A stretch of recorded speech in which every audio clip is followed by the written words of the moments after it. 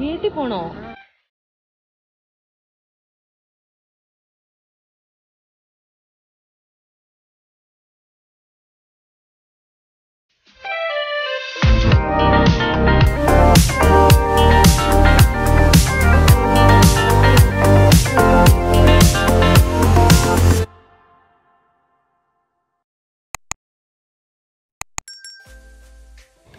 Hello, welcome back to 3D family. അപ്പോൾ എല്ലാവരും സുഖമായിട്ടിരിക്കുന്നല്ലോ അല്ലേ? നമ്മളിവിടെ സുഖമായിട്ടിരിക്കുന്നു.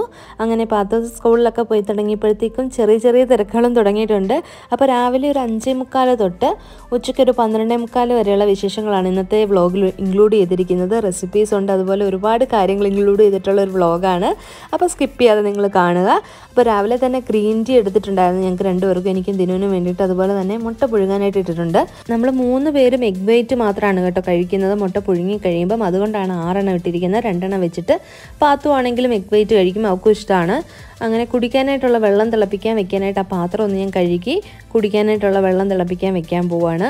അപ്പോൾ പാത്തോസിനാണെങ്കിൽ സ്കൂളിൽ പോകുന്ന സമയത്ത് നോൺ വെജ് ഒന്നും കൊടുത്തു വിടാൻ പറ്റില്ല, മുട്ടയാണെങ്കിലും ഒന്നും കൊടുത്തു വിടാൻ പറ്റില്ല. അപ്പോൾ ആ ടൈമിൽ പാത്തു എഴുന്നേറ്റ് വന്നിട്ടുണ്ട് കേട്ടോ. അപ്പോൾ ദിനു അവളെ കൊണ്ട് ബാൽക്കണിയിലേക്ക് പോയതാണ്, അവിടെ ട്രെയിൻ പോകുന്നത് കാണിക്കാമെന്നും പറഞ്ഞ്. റെഡിയായി അമ്മമ്മ കഴിച്ച് എവിടെ പോ? പാത്തുബി എവിടെ പോ? ഇപ്പൊ എവിടെ പോ? ബസ്സില് സ്കൂളിൽ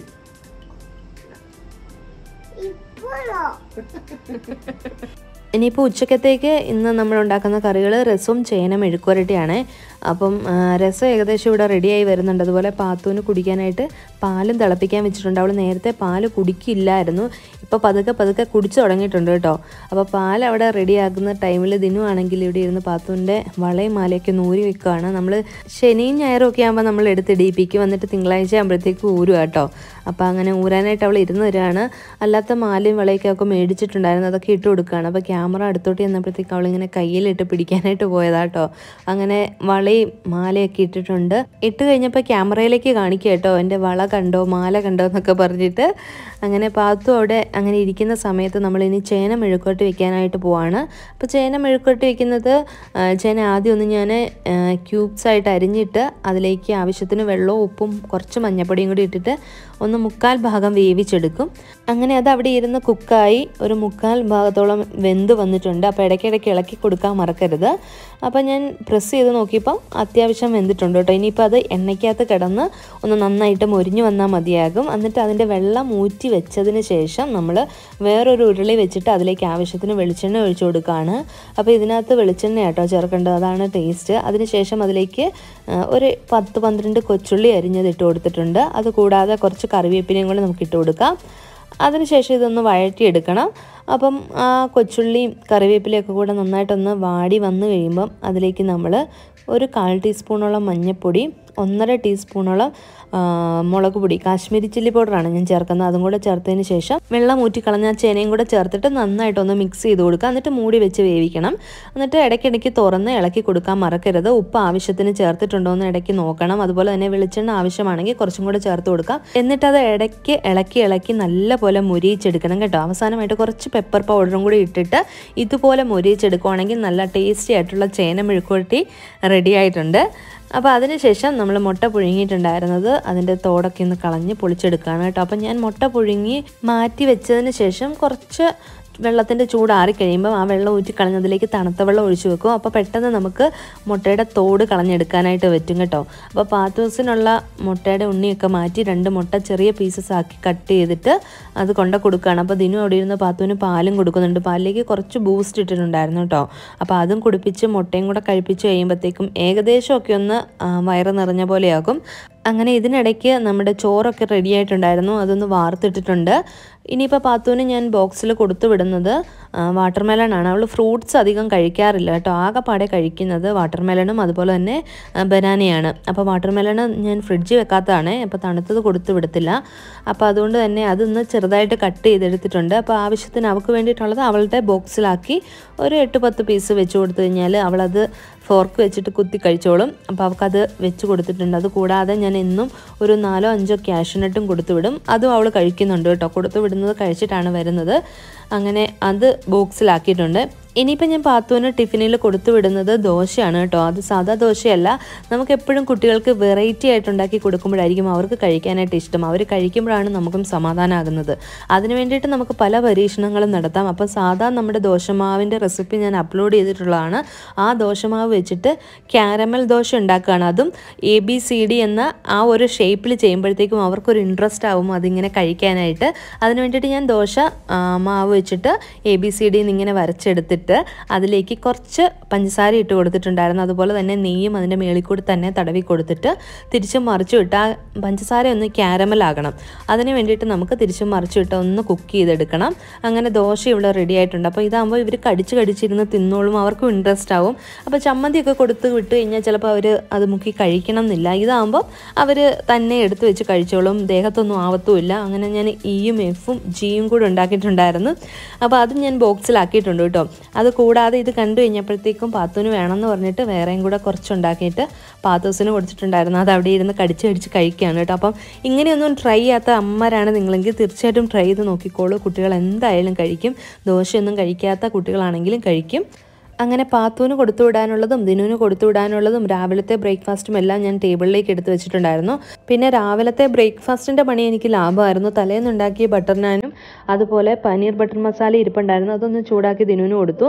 പാത്തുവിന് കൊടുത്തില്ല കേട്ടോ. കാരണം രാവിലെ ഞാനൊന്നും കഴിപ്പിക്കുന്നത് നല്ലതല്ലല്ലോ എന്ന് വിചാരിച്ചിട്ട് അവൾക്ക് കൊടുത്തില്ലായിരുന്നു. അപ്പോൾ ദിനു പോകാനായിട്ട് റെഡി ആയിട്ട് ഇറങ്ങുകയാണ്. അപ്പോൾ പാത്തു ഉമ്മയൊക്കെ കൊടുക്കുകയാണേ. പോയിട്ട് സ്കൂളിൽ പോയിട്ട് നമ്മൾ ബസ്സിന് പോയിട്ട് അവിടെ ചെന്നിട്ട് ടീച്ചർമാർ പറയുന്നതൊക്കെ കേൾക്കണം. ടീച്ചർമാരോട് ഗുഡ് മോർണിംഗ് പറയണം. പിന്നെന്താ ഫുഡ് കഴിക്കാൻ പറയുമ്പോൾ അമ്മ തന്നു വിട്ട ദോശയും വാട്ടർമെലണും ഒക്കെ കഴിക്കണം. എന്നിട്ട് തിരിച്ചിങ്ങോട്ട് വന്നിട്ട് ഇവിടെ വന്നിട്ട് നമുക്ക് ചോറുണ്ടിട്ട് കിടന്നുറങ്ങാം. Okay okay okay. അപ്പം പോവാ.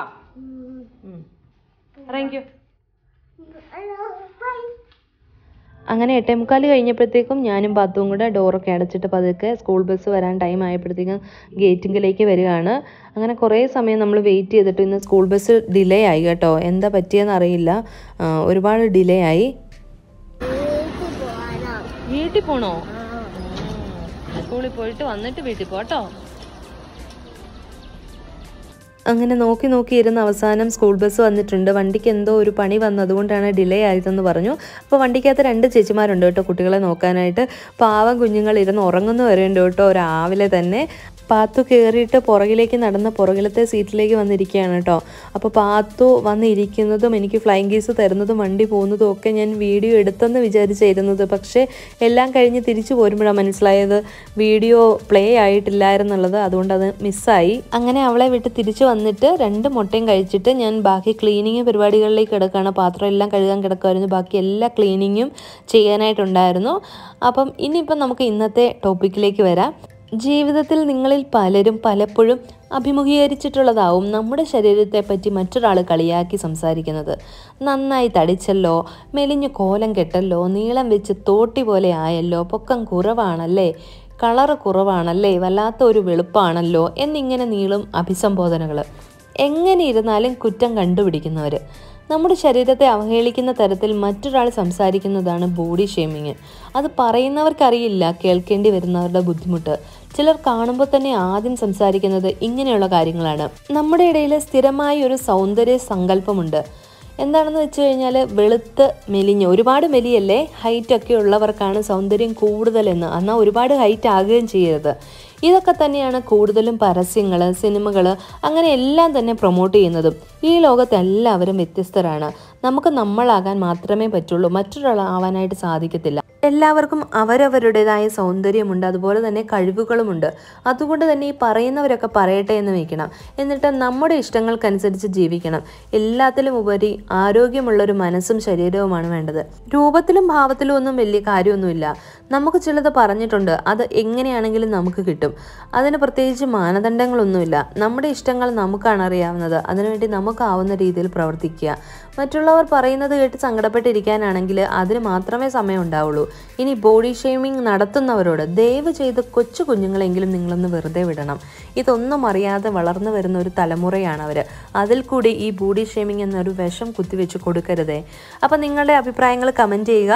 എൻ്റെ ക്ലീനിങ് പരിപാടികളെല്ലാം കഴിഞ്ഞ് കഴിഞ്ഞപ്പോഴത്തേക്കും ഞാൻ കുറച്ച് വാട്ടർമെലണും അതുപോലെ തന്നെ മാങ്കോയും കൂടെ കട്ട് ചെയ്തിട്ട് കഴിക്കുകയാണ്. അപ്പോൾ രാവിലെ ഞാൻ മുട്ട മാത്രമേ കഴിച്ചിട്ടുണ്ടായിരുന്നുള്ളൂ, ഞാനൊന്നും കഴിച്ചിട്ടില്ലായിരുന്നു. അപ്പോൾ ഫ്രൂട്ട്സ് കഴിച്ചിട്ട് ഇനിയിപ്പോൾ ഞാൻ പുതിയൊരു തുടക്കത്തിലേക്ക് പോവുകയാണ്. പുതിയൊരു തുടക്കമാണോ എന്ന് ചോദിച്ചാൽ അല്ല. അച്ഛനും അമ്മയും ഉണ്ടായിരുന്ന സമയത്ത് ഞാൻ എനിക്ക് പറ്റുന്ന സമയത്തൊക്കെ പോകുന്നുണ്ടായിരുന്നു. നമ്മുടെ ഇതിനകത്ത് തന്നെ ജിമ്മുണ്ട്, അപ്പോൾ ജിമ്മിലേക്ക്. അപ്പോൾ ഇപ്പോൾ പാത്തു സ്കൂളിൽ പോയി തുടങ്ങി കഴിഞ്ഞപ്പോഴത്തേക്കും ആ ഒരു റുട്ടീനിലേക്ക് വന്നപ്പം എനിക്ക് പാത്തു ഇല്ലാത്ത ടൈമിൽ ജിമ്മിൽ പോകാനായിട്ട് സാധിക്കുമല്ലോ എന്ന് വിചാരിച്ചിട്ട് അതനുസരിച്ചിട്ട് ഞാൻ എൻ്റെ റുട്ടീൻ ക്രമീകരിച്ച് ജിമ്മിലേക്ക് പോകാട്ടോ. അപ്പോൾ ജിമ്മിൽ നിന്ന് കഴിഞ്ഞിറങ്ങുമ്പോൾ പാത്തുവിനെയും കൂട്ടിയിട്ട് വരാം. അതാണ് ഇപ്പോൾ ചെയ്തുകൊണ്ടിരിക്കുന്നത്. അങ്ങനെ ഞാൻ ജിമ്മിലെത്തിയിട്ടുണ്ട്. പോകുന്ന വഴിക്ക് തുണി തേക്കാനായിട്ടുള്ളതും കൊടുത്തിട്ടുണ്ടായിരുന്നു കേട്ടോ. താഴെ അയൺ ചെയ്യുന്ന ആളുകളുണ്ട്, അപ്പോൾ അവരുടെ കയ്യിൽ തുണി തേക്കാനുള്ളതും കൊടുത്തിട്ട് ഞാൻ ജിമ്മിലേക്ക് പോയി. ഒരു 3/4 മണിക്കൂറോളം നേരം ഞാൻ അതിൽ വർക്കൗട്ട് ചെയ്തു കേട്ടോ. അത് കഴിഞ്ഞപ്പോഴത്തേക്കും 12:30 പാത്തു 12:30 ആകുമ്പോഴത്തേക്കും തിരിച്ചു വരും. അപ്പം 12:30 ആയപ്പോഴത്തേക്കും ഞാൻ ഗേറ്റിങ്ങിലേക്ക് വന്നതാണ്. അങ്ങനെ ഞാൻ വന്നതും വണ്ടി വരുന്നതും കൂടെ ഒരുമിച്ചായിരുന്നു കേട്ടോ. അപ്പോൾ പാത്തൂസ് വന്നിട്ടുണ്ട്. അപ്പോൾ പുറകിൽ എന്നെ നോക്കി ഇങ്ങനെ ഇരിക്കുക കേട്ടോ, കണ്ടോ. അപ്പോൾ അതിനകത്തെ ആ ആൻറ്റി, പാത്തുവിൻ്റെ ആൻറ്റി പറഞ്ഞു, ആ ഒരു വളവ് നമ്മുടെ വീട്ടിലേക്ക് വരുന്നതിൻ്റെ ആ ഒരു വളവ് തിരിയുമ്പോൾ തന്നെ പാത്തു ബാഗൊക്കെ എടുത്ത് തോളയിലിട്ടിട്ടിരിക്കുമെന്ന്. അപ്പോൾ പാത്തുവിന് അറിയാം വഴി ഏകദേശം എത്താറായിട്ടുണ്ടെന്ന്. അങ്ങനെ പാത്തൂസ് വന്നിട്ടുണ്ട്. പാത്തുവിനെയും കൊണ്ടിട്ട് ലിഫ്റ്റിൽ വന്നാണ്. അപ്പോൾ പാത്തു ബാഗ് എൻ്റെ കയ്യിൽ തരുന്നില്ല കേട്ടോ, അതുകൊണ്ടാണ് ഊരി മേടിക്കാത്തത്.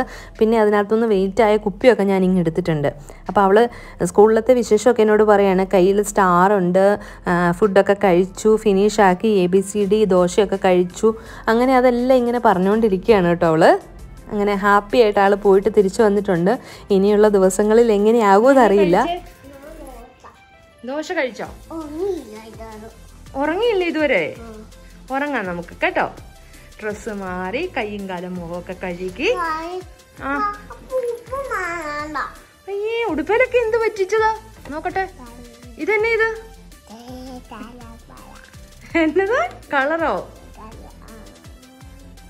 ഇതാരാ ഇതൊക്കെ തേച്ചേ? ആണോ? ഞാൻ തന്നെയാ അല്ലേ?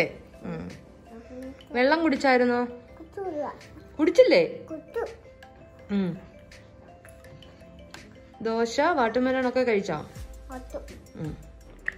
നാളെ പോണ്ടേ സ്കൂളില്? അപ്പൊ എല്ലാവർക്കും ഒരു ബായ് പറ. ബായ് എന്ന് പറ.